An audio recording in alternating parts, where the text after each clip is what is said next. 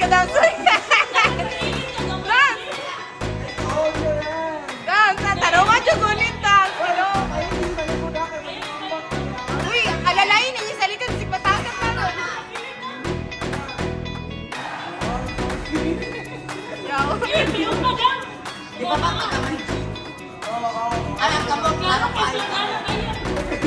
Ito yung magod lang nga, nayas lang gana. Ayun yung Dapat ko yung maggunit sa ilalong anak ko. Hindi ang kamot ni Mata. Ikuro-kuro ka lang. Why mo kamot na? Why mo kamot na?